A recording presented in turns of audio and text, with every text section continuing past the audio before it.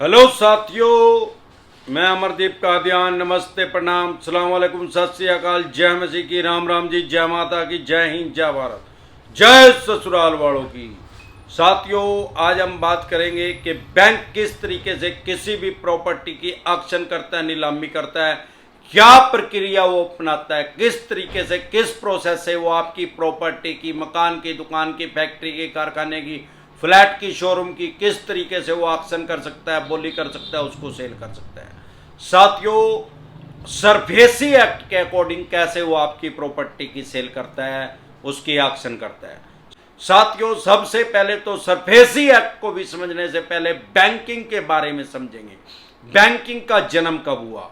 1843 में ब्रिटिश काल में ईस्ट इंडिया कंपनी ने सबसे पहला बैंक बनाया, जिसका नाम रखा उन्होंने बैंक ऑफ मद्रास। यह हमारे देश का सबसे पहला बैंक था ब्रिटिश काल में, जब हमारा देश आजाद नहीं हुआ 1843 में। यह बैंक आज भी हमारे देश में काम कर रहा है नए नाम से। उसके बाद इसका नाम बदल दिया गया, इसका नाम रख दिया गया इंपीरियल बैंक ऑफ इंडिया। आज की डेट में इसका दोबारा से नाम बदल के स्टेट बैंक ऑफ इंडिया कर दिया गया है, जिसको सारा देश जानता है एसबीआई के नाम से। आज भी ये जो एसबीआई हमारे देश में काम कर रहे हैं, इसका सबसे पुराना, हमारे देश में सबसे पुराना यही बैंक है, और उसका पुराना नाम जो है, सबसे पहला नाम जो है, बैंक ऑफ मद्रास है। यहां से बैंकिंग का जन्म हुआ। बैंक का काम 1843 में क्या था? लोगों को कर्जाई करने का। सबसे पहले बैंक मद्रास में खुला, धीरे धीरे इसकी जड़ें बढ़ती चली गई और यह सारे देश में फैल गया। और देश आजाद होने के बाद और भी बहुत से बैंकों का जन्म हो गया, जो कि आज भी बैंकिंग कर रहे हैं, लेकिन हमारे देश में सबसे पुराना बैंक ये है। उसके बाद जब बैंकिंग का जन्म हो गया, लोगों को कर्जाई करना शुरू कर दिया, चेक का भी जन्म हो गया। अब जब चेक बाउंस होने लगे तो चेक बाउंस के लिए एक एक्ट बनाया गया, जिसको बोलते हैं 138 नेगोशिएबल इंस्ट्रूमेंट एक्ट 1881। 1881 में ब्रिटिश काल में चेक बाउंस की यह धारा बनी, जो आज तक भी लागू है, ब्रिटिश काल से आज भी चली आ रही है। यह सिविल का मैटर था तब जब यह धारा बनी थी। 107 साल तक यह धारा सिविल में ही रही, 1988 तक। 1988 में इसमें अमेंडमेंट किया गया, इसमें बदलाव किया गया और इसको क्राइम की श्रेणी में भी डाल दिया गया, लेकिन सिर्फ इसको क्रिमिनल घोषित नहीं किया गया। अब ये आज की डेट में 50% सिविल है और 50% क्रिमिनल है, क्योंकि जो चेक बाउंस है उसमें आपको या तो 2 गुना तक जुर्माना हो सकता है, या मैक्सिमम 2 साल तक की सजा हो सकती है, या दोनों का प्रावधान है कि सजा भी हो जाए और जुर्माना भी हो जाए जज साहब के द्वारा।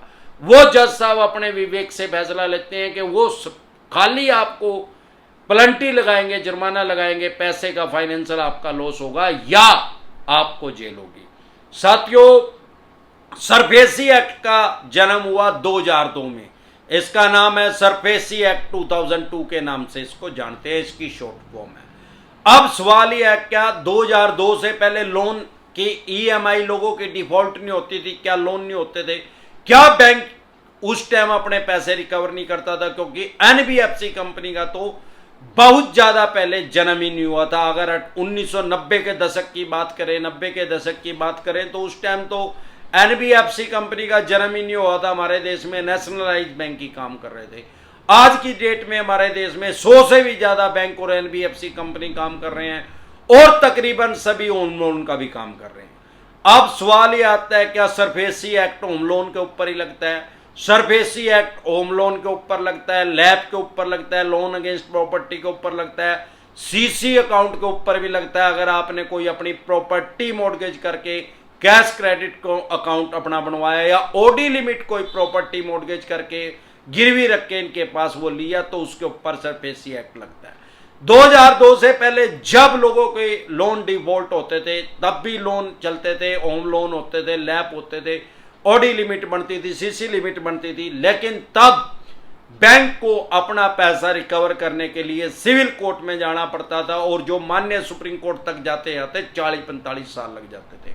इसीलिए सरफेसी एक्ट का जन्म हुआ। सरफेसी एक्ट 2002 के बाद जब ये एक्ट ये आपके ऊपर लगाएंगे, फिर आपकी चाहे किसी भी तरह की प्रॉपर्टी है, सिर्फ एग्रीकल्चर अगर आपने लोन लिया है तो उसके ऊपर सरफेसी एक्ट लागू ही नहीं होता, इंप्लीमेंट नहीं होता।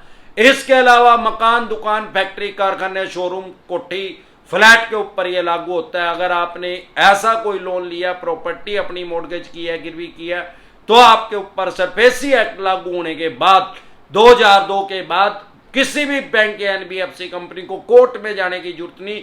उनके पास खुद से ही राइट्स और अधिकार आ गए आपकी प्रॉपर्टी की एक्शन करने के, बोली करने के, सेल करने के। इसीलिए मैं हमेशा कहता हूं दो तरह के नोटिस को कभी भी इग्नोर ना करें। एक तो 138 चेक बाउंस का अगर समन आ रहा है कोर्ट से, उसको इग्नोर ना करें, वो आपको जेल में पहुंचा सकता है, क्योंकि वो कोर्ट की अवमानना में आ जाए और कोर्ट से आपके नॉन बेलेबल वारंट इशू हो सकते हैं अगर उसको दोबारा इग्नोर करेंगे तो। और सरफेसी एक्ट को अगर इग्नोर करेंगे तो अपनी प्रॉपर्टी से हाथ धो बैठेंगे, फैक्ट्री से, कारखाने से, दुकान से, मकान से, या आपका कोई फ्लैट है या कोठी है या शोरूम है, जो भी है, जो आपने इनके पास गिरवी रख रखा है।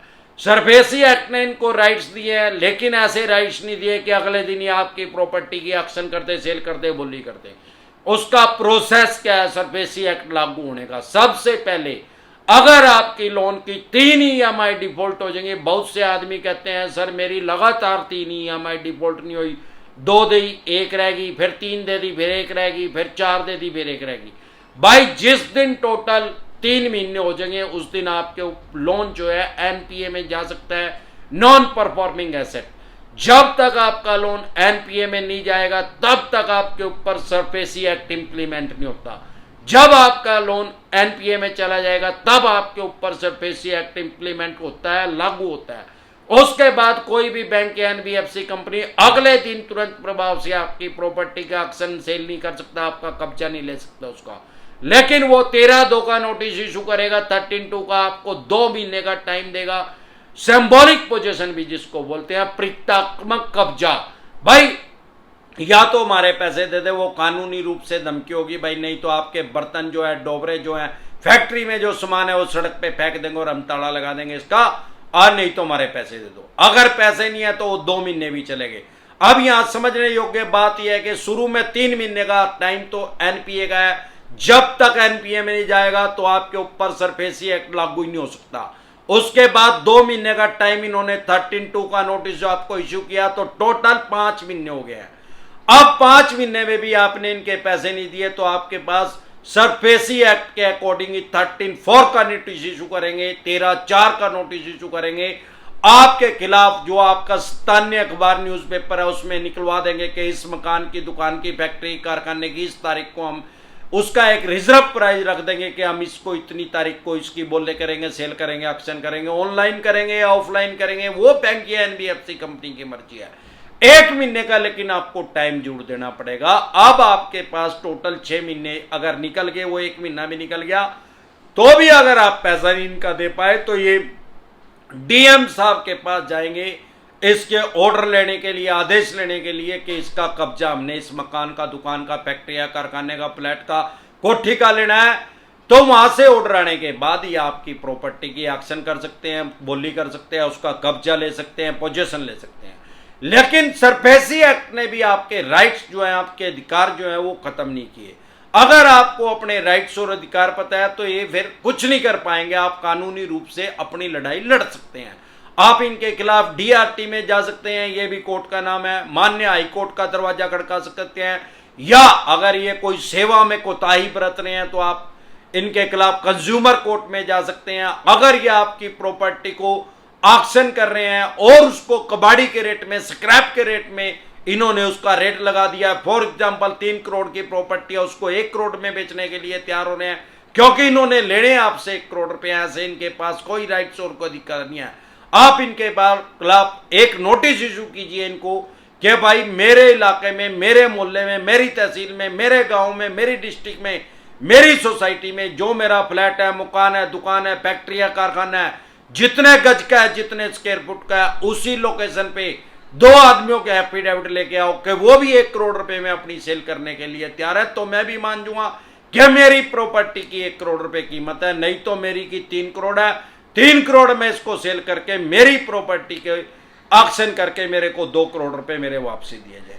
ये नियम है कि जितने भी पैसे आपने बैंक के देने हैं, ब्याज प्लंटी जुर्माने सहित, सिर्फ उतना पैसा वो अपना ले सकता है। उससे ज्यादा की अगर प्रॉपर्टी आपकी सेल होगी, ऑक्शन होगी, तो उसको वो पैसा आपको रिफंड करना पड़ेगा।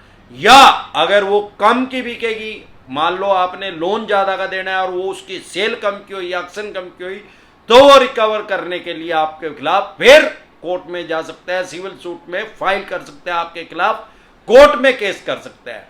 तो डरे घबराए नहीं। सरफेसी एक्ट को बारे में मैंने डिटेल में बता और समझा दिया है। सरफेसी एक्ट ने आपके राइट्स जो अधिकार जो है खत्म नहीं किए हैं। हमारे देश में कोई भी ऐसा एक्ट नहीं आएगा जो आपको संविधान ने अधिकार दिए हैं उनको वो खत्म कर दे।